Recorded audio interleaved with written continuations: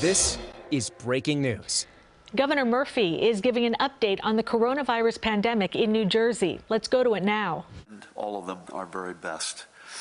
Before we get to the numbers, a couple of quick announcements. First up, 2 weeks from today, by the way, we also have Paramount Guard, Chief Counsel Mahan Gunaratna, and a cast of thousands. 2 weeks from today, that's Monday, February 8th, the New Jersey Housing and Mortgage Finance Agency will be opening registration on a new emergency rescue mortgage assistance program. This is being made possible through $325 million from the Federal Homeowners Assistance Fund that is part of the American Rescue Plan. Under this new program, eligible homeowners can receive up to $35,000 to cover mortgage arrearages, delinquent property taxes, and other housing cost delinquencies for those who are negatively impacted by the pandemic. This can help protect thousands of homeowners from foreclosures and neighborhoods from being impacted.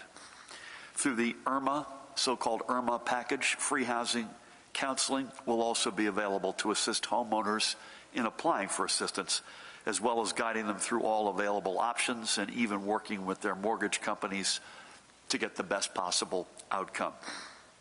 Again, the window for this program will be open in 2 weeks on February 8th, and you can get set up with updates on the website of the New Jersey Housing and Mortgage Finance Agency at njhousing.gov. That's njhousing.gov. Or, and by the way, clicking on the link for homeowner assistance, or you can call 855-647-7700. That's 855-647-7700. Second announcement, there is now only 1 week left in the open enrollment period for Get Covered NJ, our healthcare marketplace established through the Federal Affordable Care Act. Individuals and families looking for affordable and high-quality health care coverage are strongly encouraged to visit getcovered.nj.gov to review available plans. And as a reminder, not only are there more plan options available this year, but so are record levels of financial help through both the American Rescue Plan and state subsidies. Roughly 90% of residents will find they qualify for financial support that can bring down the cost of coverage. In fact, the majority of people receiving financial help can access a plan for $10 or less per month. So again, whether you are looking to renew a current Get Covered New Jersey plan or are a first-time buyer, everything you need, again, is at one website, that one right there, getcovered.nj.gov, but you only have 1 week left for open enrollment. And with those announcements out of the way, let's get to the numbers. We'll start with the latest reported case data, which shows that the Omicron tsunami, which had washed across the state, is continuing at this point to pull back. Cases are down by roughly 2/3 from 2 weeks ago. We are also optimistic about the rate of transmission, which has fallen below 1 and continues to drop, as well as the test positivity rate, which, if you recall, was in the mid-30s a couple of weeks ago. It actually got up close to 40, Judy, as I recall. It's still an unacceptably high number, but it's down dramatically. However, again, we want to say no one should be complacent here. Even though these numbers are trending very positively, and they are, they're still higher than anything we had encountered even through last winter's surge and the Delta variant surge from last summer.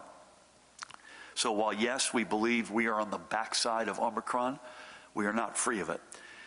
As we have discussed many times before, the metrics in our hospitals are among the most important ones which we watch, as we cannot let our healthcare system get to its breaking point. And as with cases, we're seeing overall hospitalizations dropping significantly over the past week. But again, these numbers are still higher than anything we had seen in the prior 2 surges. In fact, these numbers have more in common with May 2020 than at any other time. We also remain concerned about the ICU and ventilator numbers, which are coming down more slowly.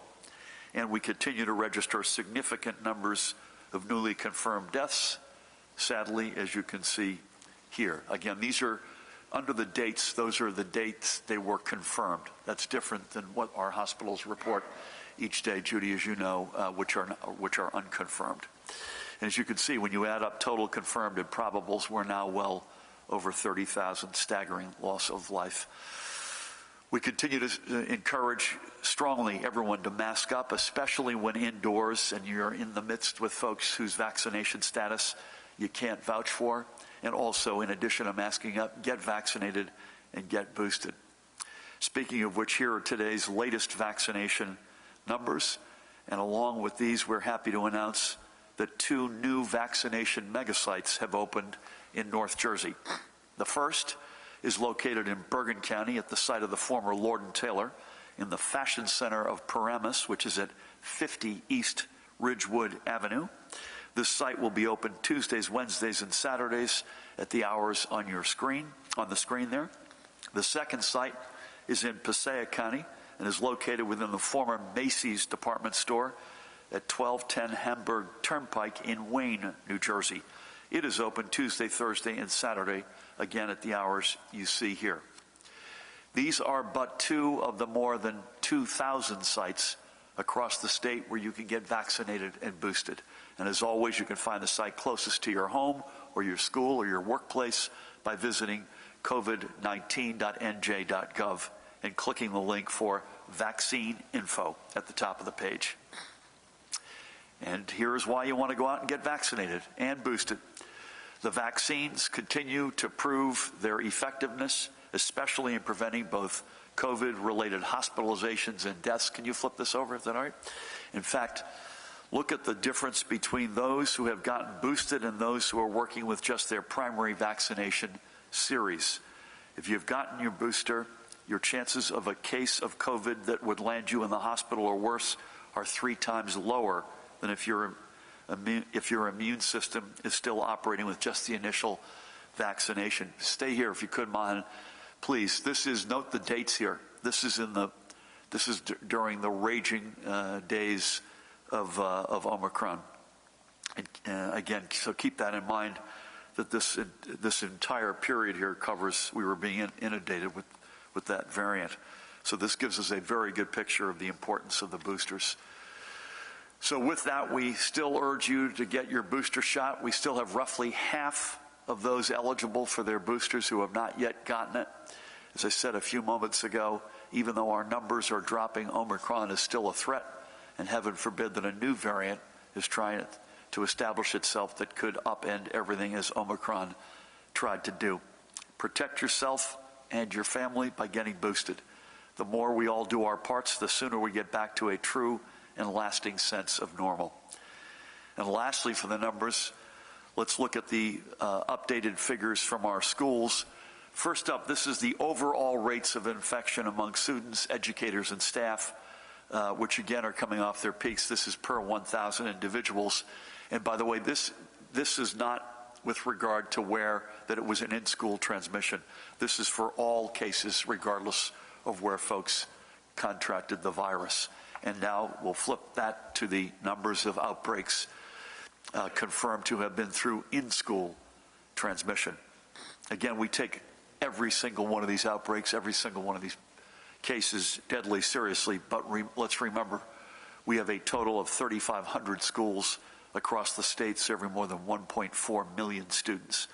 These numbers show how our layered approach to safety, including, yes, at least for the time being, it gives me no joy, but reminder that includes requiring all students and staff to remain masked up while in their schools, that layered approach is helping to minimize the spread while everyone is in their school building.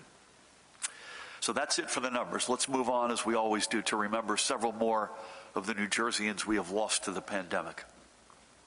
First up, this gentleman, Timothy Helk. He lived in Cranberry. He was 64 years old when he passed on December 29th. A graduate of Summit High School and a Phi Beta Kappa and Summa Cum Laude graduate of Rutgers University. In his 30s, he left his family's business and taught himself computer coding, and he would spend the last 15 years of his life as a software engineer for the New York Times. Even more impressive was his legacy of volunteerism, from serving as a museum docent to the creations he built for nonprofit organizations, notably for the group Families with Children from China, which was personal given his 3 youngest daughters who were adopted from the People's Republic.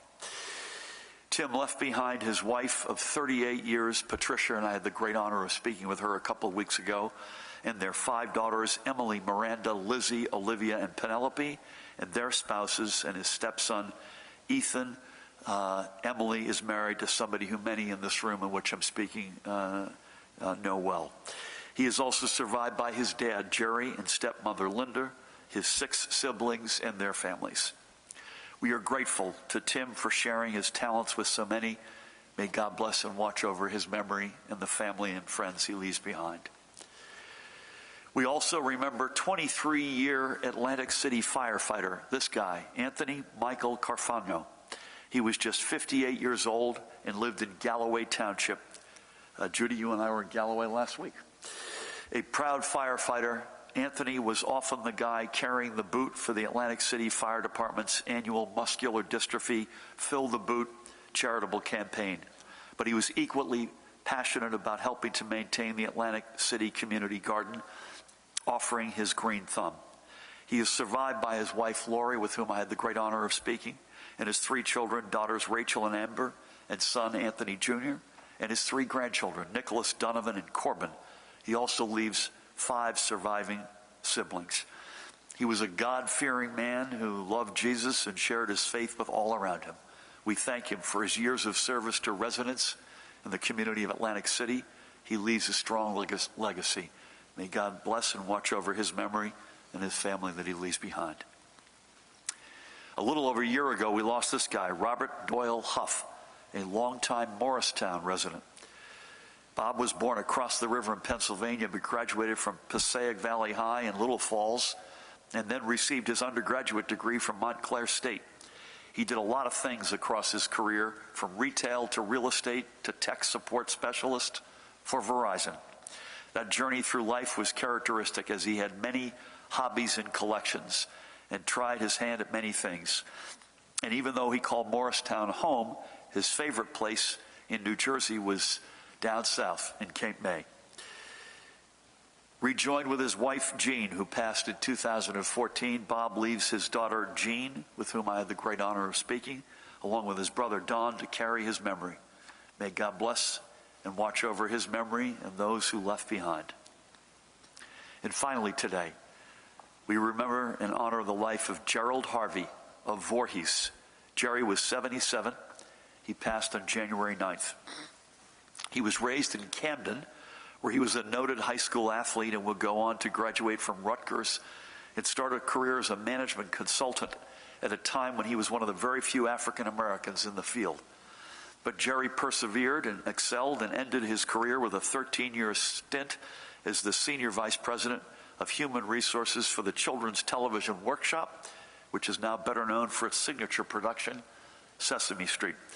Jerry was a car guy through and through, a longtime member of the historically black car club, the South Jersey Street Legends, and the proud owner of 2 award-winning models in particular, a 1940 Packard and a 1968 Chevrolet Camaro. However, he took the most pride in his family, in his wife Leslie, to whom he was married for more than 31 years, and his 3 children, Jamal, Rhea, and Jarrell, who was a dear friend and was an invaluable member of our team in the governor's office, worked on our campaign, and now works for Governor Kathy Hochul in New York State. And he leaves behind his 3 grandchildren, Sage, Jalen, and Jordan. Even near the end of his life, battling kidney issues, he always maintained his sense of humor. We know the smiles he brought to so many, his family and friends, and the many people he met on Sesame Street will bring comfort. May God bless and watch over him and all he leaves behind. And we wish the same for every family touched by the pandemic, and especially those hundreds of families, if not now thousands, who know the worst of Omicron. Now let's continue recognizing the small businesses partnering with the New Jersey Department of Labor through the Return and Earn program, which is pairing residents in need of a good career with the businesses looking to hire them. Today we recognize this gentleman, Dr. Anthony Sparano, who has headed up his Manasquan-based facial and reconstructive surgery practice, Sperano Face and Nasal Institute, since 2010.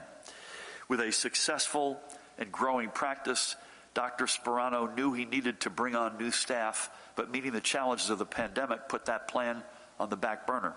However, Return and Earn allowed him to put that plan in motion earlier than he had otherwise expected, and he has brought on his first new employee.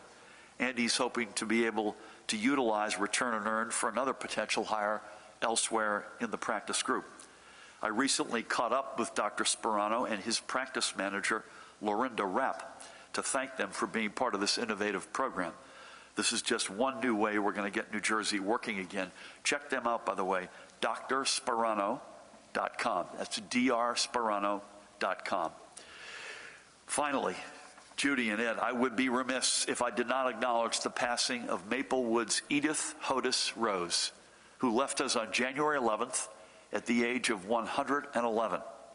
At the time of her passing, she was the oldest living New Jerseyan.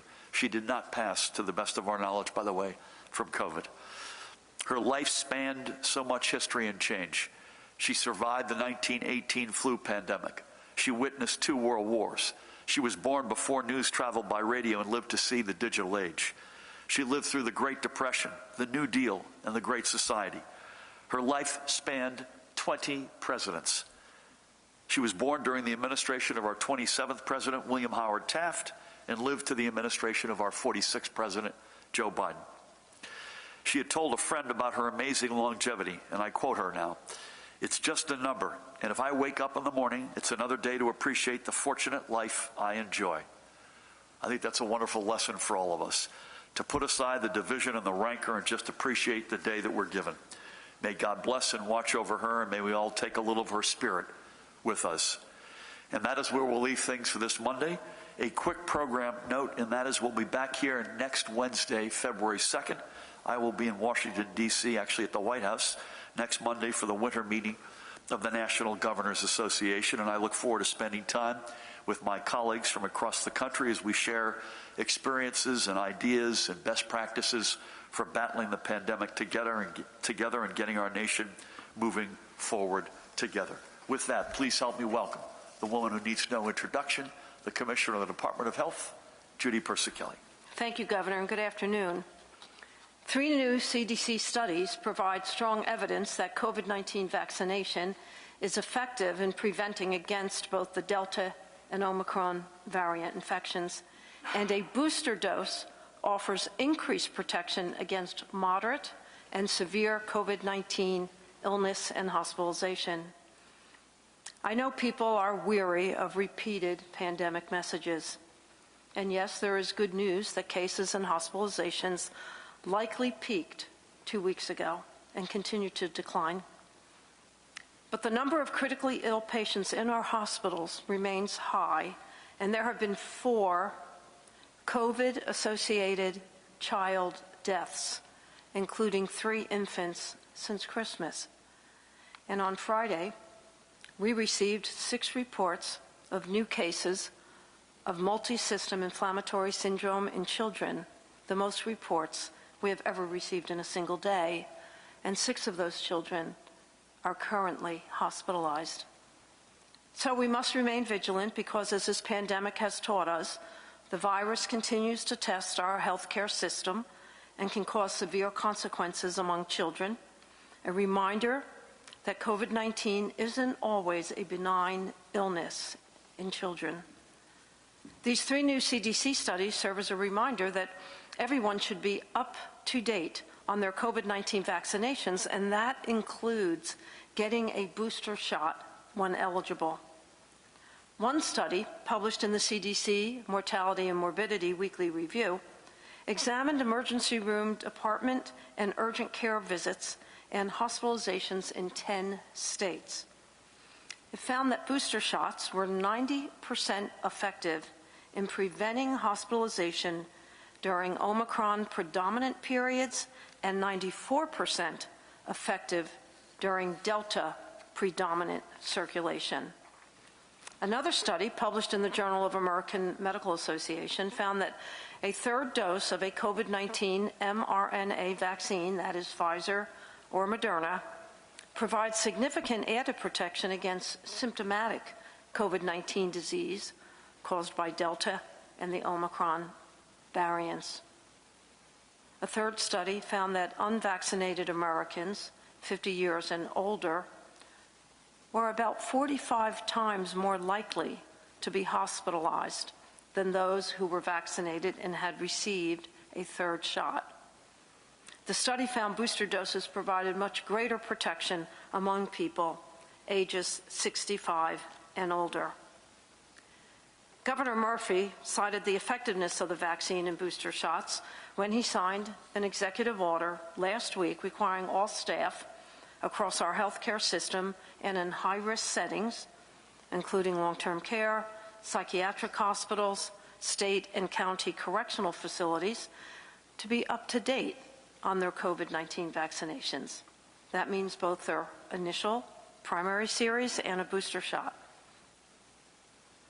Hospital and long-term care industries have worked diligently to increase vaccination and booster rates.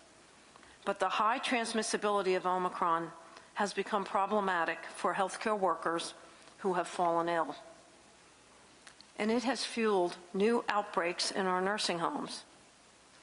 560 of our nursing homes reported COVID outbreaks last week, with 10,500 resident cases and 12,800 cases among their staff. Nearly 81% of the residents in our nursing homes and assisted living facilities have received a booster, but only 44% of the staff have received a booster. Statewide booster rates are an unacceptably low at 49.4%. We must do better. We know the rates of infection and hospitalization for those with boosters is more than 3 times lower than those who have only received their first 2 doses. It is also important that those who are 5 years of age and older get vaccinated to protect those who are too young to get vaccinated. As I said earlier, we have received reports of 4 COVID-19 associated pediatric deaths since Christmas. There are no reports of significant underlying conditions for any of those children. Of the 4 COVID-associated pediatric deaths, I have previously released information on a child under 10 in North Jersey who died of multi-system inflammatory syndrome and an infant in South Jersey. Today I'm reporting on 2 additional deaths of infants under 10 months of age who tested positive for COVID-19. The total number of pediatric deaths in the state stands at 12 since the pandemic began, 8 in the 0 to 4 age group and 4 in the 5 to 17 age group. While it is difficult to know for sure if COVID-19 directly contributed to these deaths as opposed to being what is termed an incidental infection, I want to remind parents to take all necessary precautions to prevent infants from exposure to the virus. This includes making sure those around your infants are up to date on COVID-19 vaccines and avoid crowded gatherings. As the governor mentioned, a new mega site opened in Passaic Saturday, and a site in Bergen County opened on January 19th. That expands up to 5, the total number of mega sites that provide increased access to COVID-19 vaccines and booster doses. 3 other sites are in Burlington, Gloucester, and Somerset counties. The Passaic site is a partnership between Passaic County, the Passaic County Department of Health Services, St. Joseph's University Medical Center, the New Jersey State Police, the National Guard, and the Department of Health. The Bergen County site is a partnership between Hackensack Meridian Health, the Department of Health, and the New Jersey State Police. And we thank all of our partners for the good work that they are doing to help us get as many individuals in New Jersey vaccinated and boosted. And for my daily report, as the governor shared, our hospitals reported 4,093 hospitalizations of COVID-positive patients and persons under investigation. There have been 10 new cases of multisystem inflammatory syndrome since our last briefing. There are 166 cumulative cases in the state, and as I've stated, 6 of those children are currently hospitalized. At the State Veterans Home, since our last briefing, there have been 10 new cases among residents and 3 COVID-related deaths at the Menlo Park home, 38 new cases among Paramus residents, and 4 new cases among our Vineland residents. At our state psychiatric hospitals, we have 86 new cases among patients, 37 at Trenton, 28 at Ancora, 13 at Greystone, and 8 at Ann Klein. As of January 20th, in New Jersey, the percent positivity is 15.37%. The northern part of the state reports 13.61%, the central part of the state 16.62%, and the southern part of the state 17.66%. So that concludes my daily report. Please continue to stay safe. Let's get vaccinated, get boosted to protect ourselves, our family, our friends, and most importantly, our children. Thank you.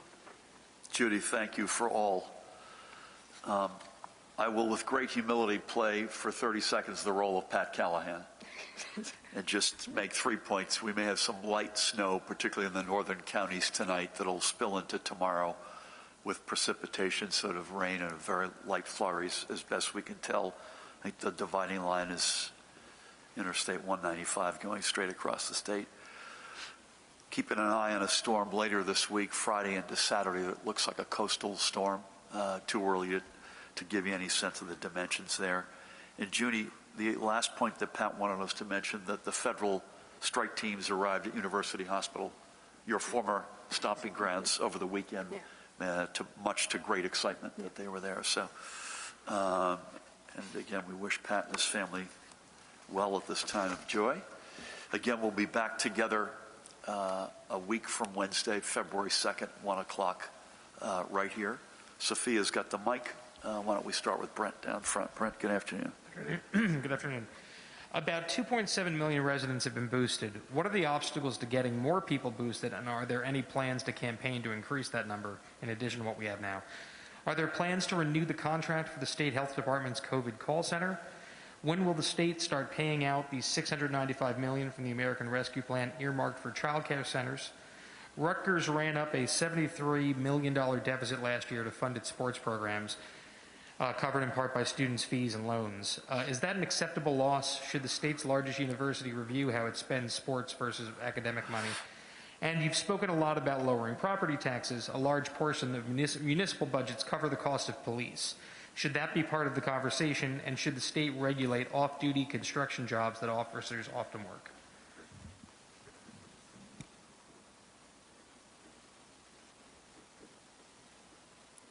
Give me 1 sec. I think, Judy, I'd be curious to get your opinion on the booster rate. The booster take-up is still meaningfully lower than it needs to be, particularly given how strong the protection that the booster gives us. So we've been going at this from a lot of different angles. I would not take anything off the table in terms of a campaign of some sort. The campaigns have, to a greater or lesser extent, I think, in the experience of the past 2 years, I don't mean just in New Jersey, but around the country, have been of mixed utility. I think the most impact we had is the grinding door to door, the game of inches, and I suspect that'll continue to be the case. A concern I have, I think it's probably human nature. The good news is the numbers are getting better. The bad news is it probably makes it more difficult to get people to convince to get boosted because they think, heck, we're getting out of the woods. COVID call center contract. I have absolutely no insights on that, so I'll ask you to weigh in there, Judy. I think I want to start by saying that the call center has been one of our more successful ventures as we came into the pandemic, with 10 to 12,000 calls almost daily, the majority of them being answered by individuals, and the majority of the individuals that are serving as agents are from New Jersey. One of the things that we've learned is that a call center, whether it's during pandemic or during regular, everyday public health issues that we have, is one of our most valuable resources.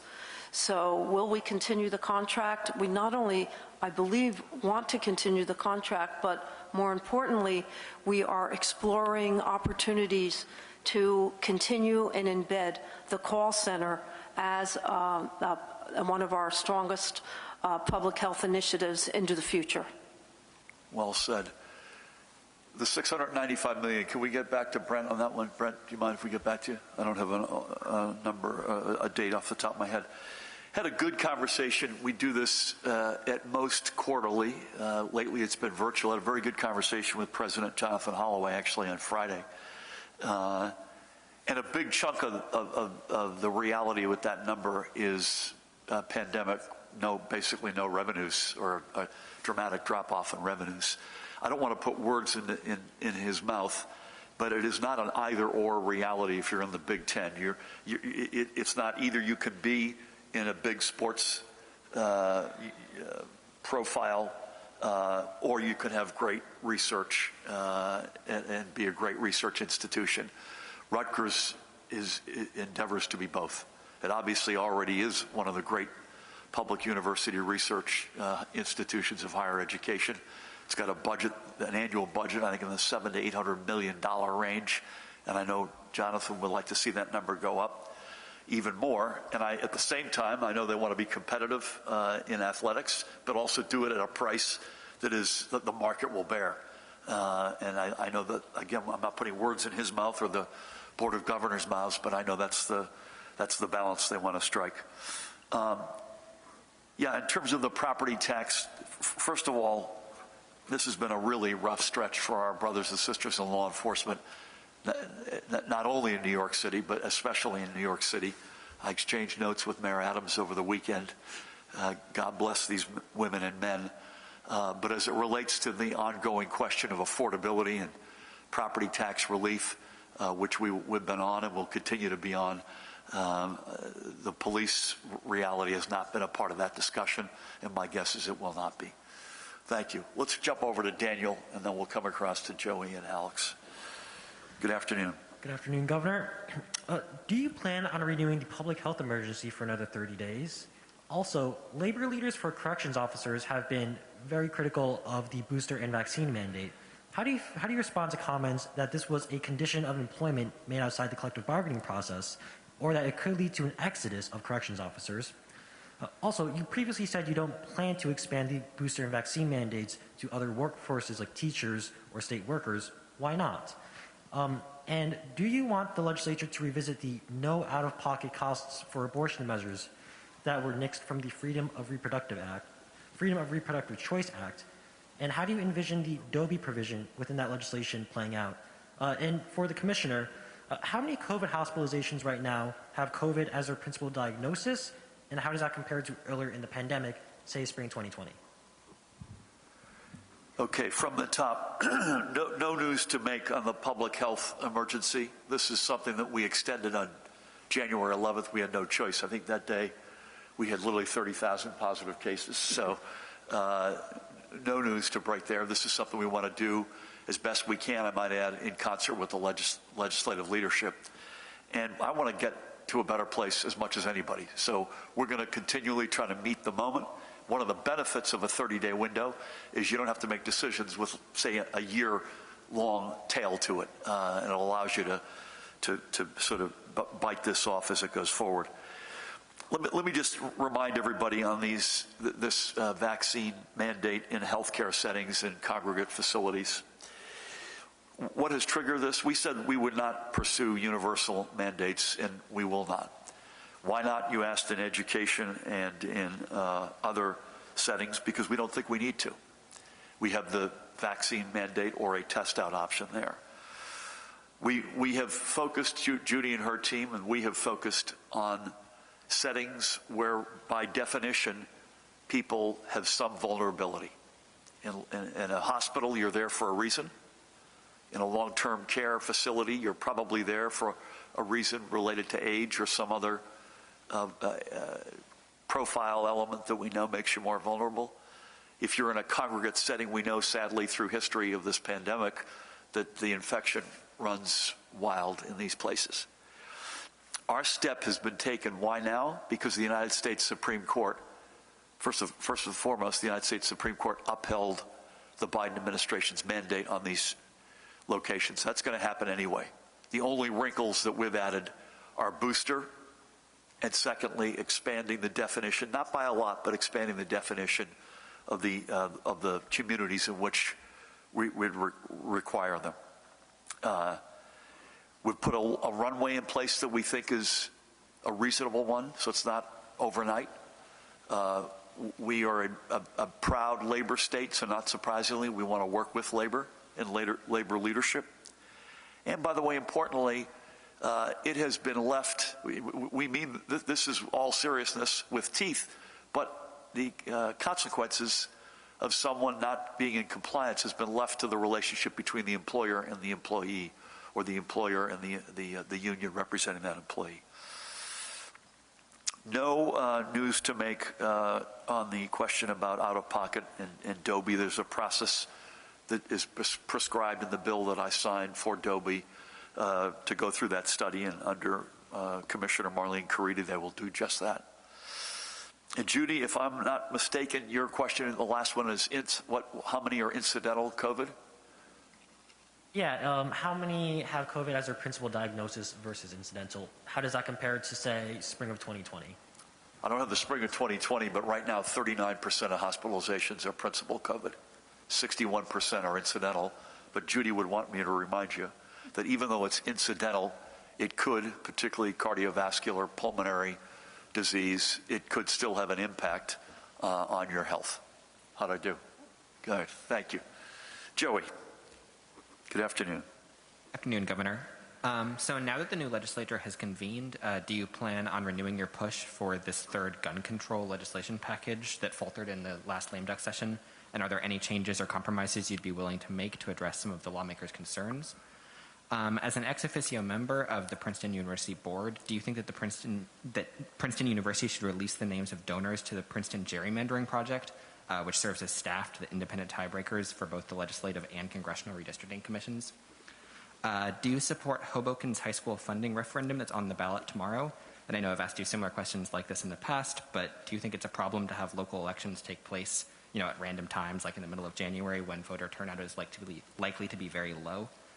And finally, there's a Republican seat on the Election Law Enforcement Commission that has been vacant for more than 4 years. Now that your new term has begun, do you intend to nominate anyone to fill that seat anytime soon? Thank you. Okay, from the top, you betcha in terms of the so-called gun safety package 3.0. I've got no news in terms of, obviously want to work with legislative leadership, but we're committed to that. We think it makes New Jersey a safer state, and we'll do anything we can to make New Jersey a safer state. Joe, you'll be happy to know, not only do I not have an answer on the Princeton gerrymandering question, I've never heard of it before. So, Paramount, can you help me get back to Joey? Unless you've got something that's rolling off your tongue. Yeah, no opinion of the high school referendum, but as a general matter, not specific to their election, you want to try to get as many people voting as possible, right? So we've done a lot in our 4 years to open democracy up wider and not close it down.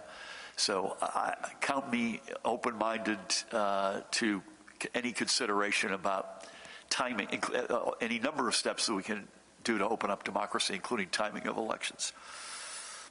No news to make on the open Republican seat, but if we do, we'll get back to you on that one. But nothing, as I said here. Thank you. Alex, good afternoon. Good afternoon, Governor. Dr. Lifshitz, since you were absent and Omicron was sweeping through the state, the governor changed some of his metrics and said he was looking at these sky-high case numbers to determine the spread of COVID. Is that correct or incorrect? Shouldn't we be looking at hospitalizations and deaths as the metric as opposed to case numbers? For the commissioner, I'd like to ask you again about the incidental COVID. 61% is a pretty high number. Do you feel that, again, that these numbers of hospitalizations are not accurate because only 39% of the people are in with COVID as a primary diagnosis? And again, when you bring up the unfortunate losses of life among children, aren't those also outliers? Because the numbers, while tragic, are very small. And are you bringing this up as a scare tactic to try and scare parents into vaccinating their children? For you, Governor, I'd like to ask you about the healthcare workers mandate. Do you worry, as some of the healthcare workers unions do, that this will cause staffing shortages to be exacerbated if healthcare workers are not willing to get boosted and have no test out option? You've also said before that the school mask mandate is directly connected to the rate of vaccination among students. If you're going to try and bully parents into vaccinating their kids, will you at least tell us the rate, number, or level of kids vaccinated that it would require to lift the in-school mask mandate? Okay. So let's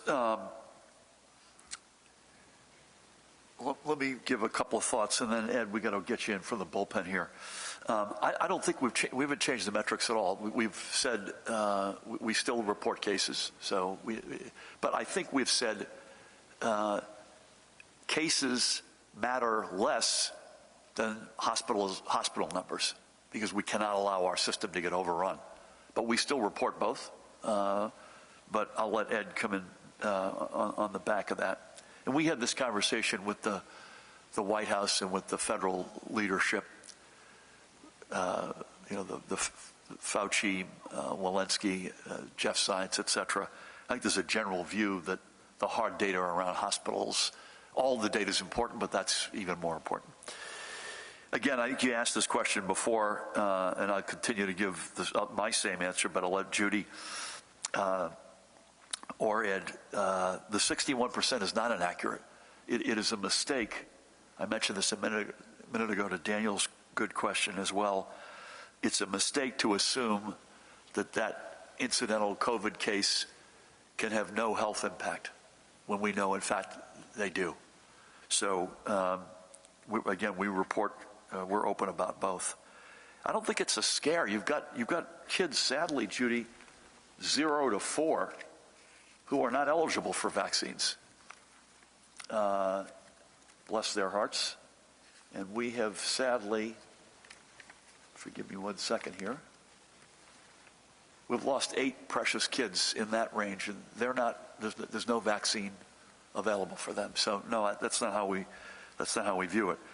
Yes, staffing shortages are a concern, clearly. This is not a step we take lightly.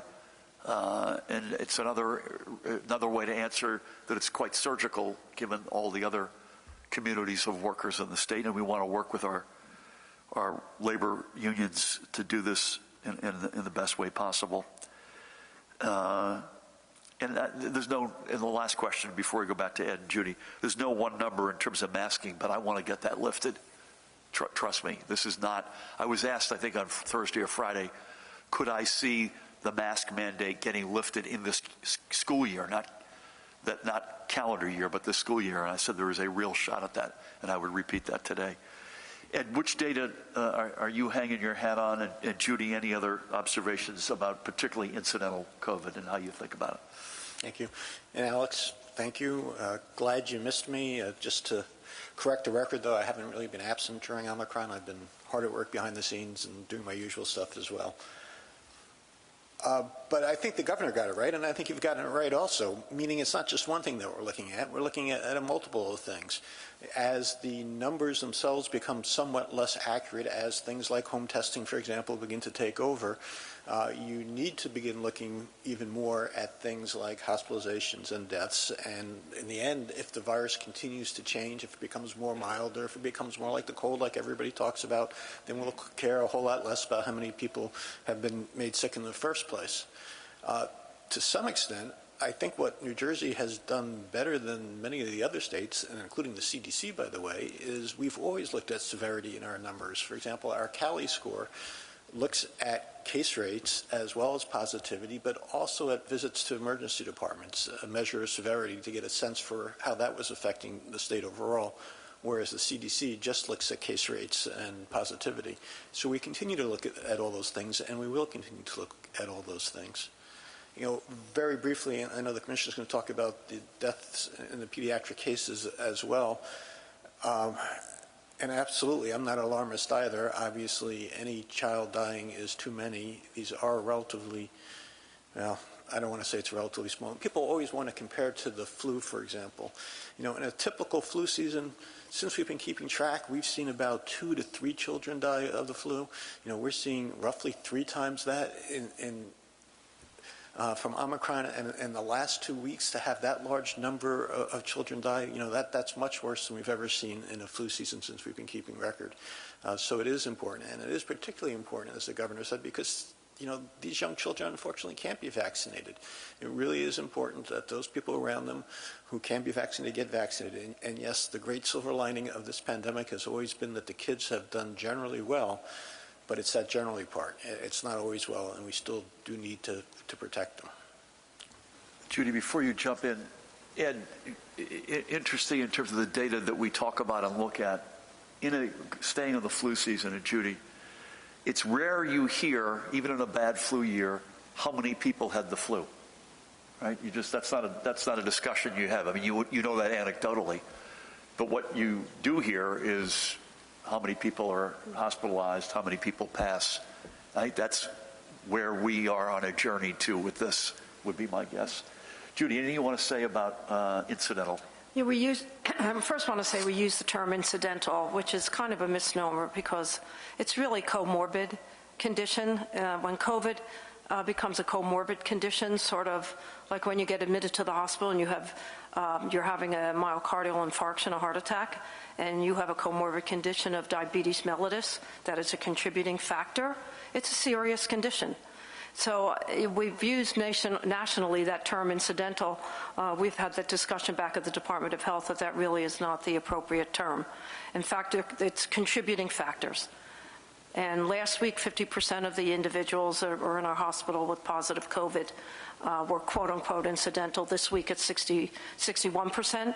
So we believe that the trend is improving overall with our cases, but I would not consider COVID-19 as just an incidental diagnosis.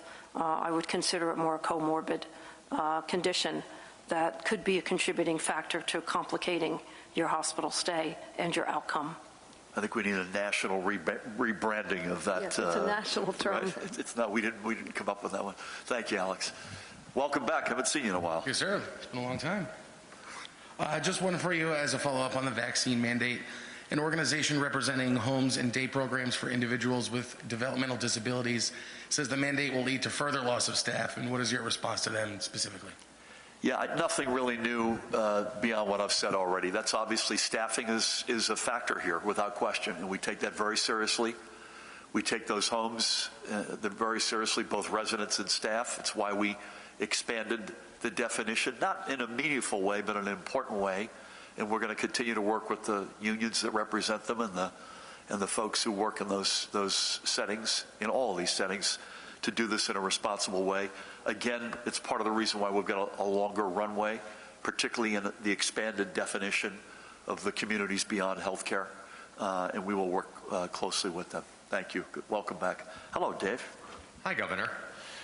So Omicron is fading very quickly. Hospitalizations are down 2,000, slightly more, over the last 2 weeks. Do we expect this dramatic decrease to continue at this rate? Will we see less than 1,000 people in the hospital, do we think? Is there any modeling by the end of February?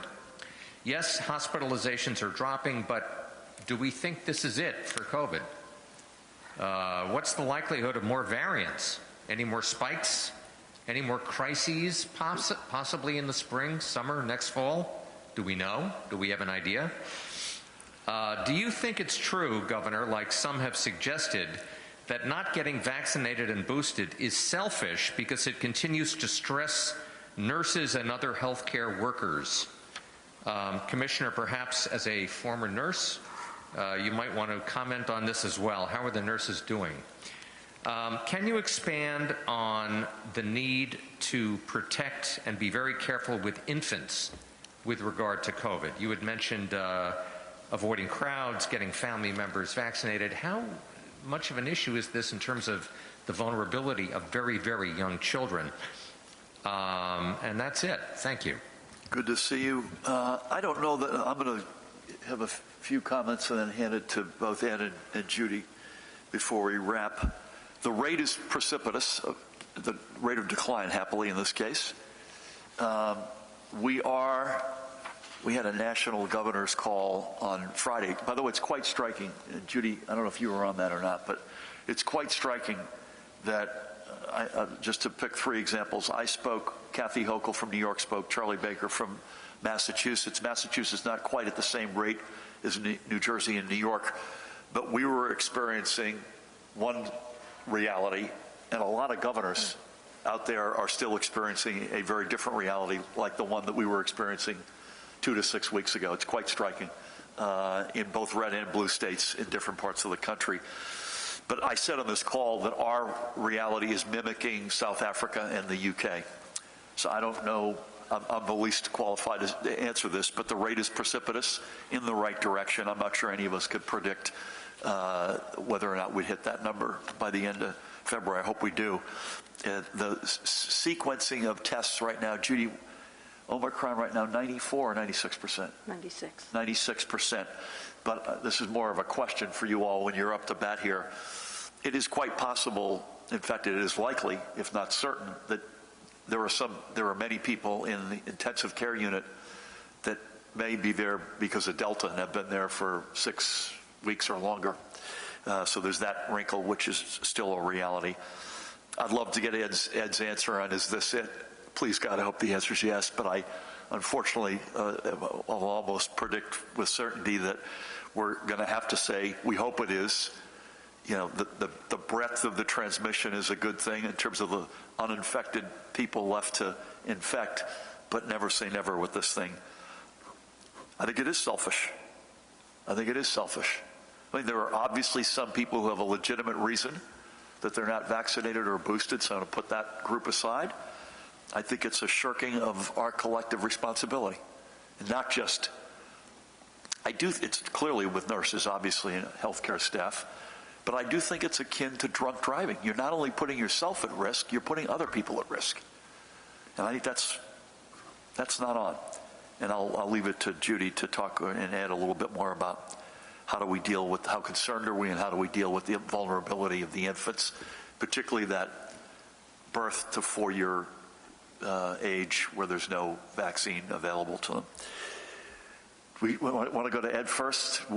How does the precipitous decline continue? Any predictions? Any shot of other variants? Any comments? If I told you I knew exactly what was going to be happening, I'd be lying, and neither does anybody else, is the straight truth of it. This much I do know. We are certainly in a whole lot better place now than we were 2 years ago. We know more about the virus. We have some excellent vaccines. We have a lot of immunity built up in the state.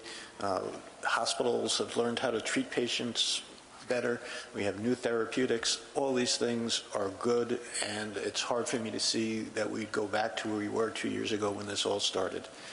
Do I think the virus is going to go away completely? No, I don't think that's likely.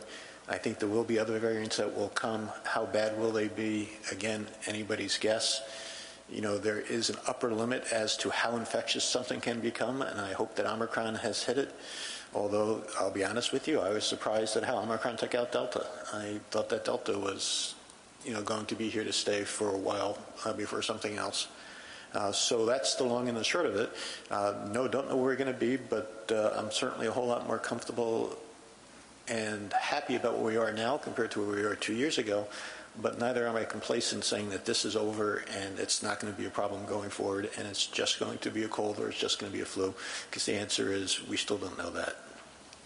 Again, to repeat something, Judy, before you jump in, we're not managing this to zero. So we're trying to meet the moment. We're not trying to overshoot it or undershoot it.